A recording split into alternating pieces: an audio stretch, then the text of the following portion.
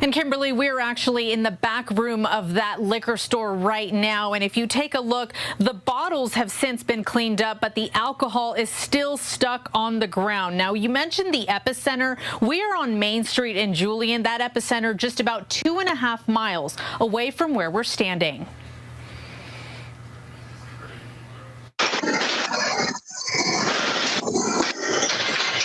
This was the scene after a 5.2 earthquake rocked Julian and most of Southern California Monday morning.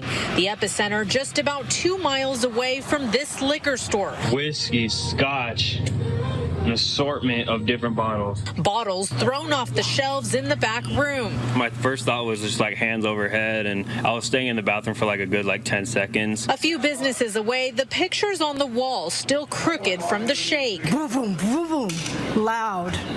Like thunder loud. Angela Barrios was working at the deli inside the Julian market at the time of the earthquake. The jolt so powerful it knocked out their Wi-Fi. So a lot of his antique vintage Coke bottles fell and broke.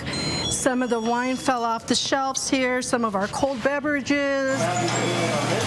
And over at Miner's Diner, the owner and manager were talking about this when the shaking started. I know it sounds insane, but we were actually talking about our earthquake insurance policy for some reason. The diner has dozens of things on displays on the second story, including a train that runs throughout the shop. Miraculously, nothing fell except some plastic cups captured here on this surveillance video. This is, since I've been here since 2001, I've never felt one like this because it was only 3 miles away.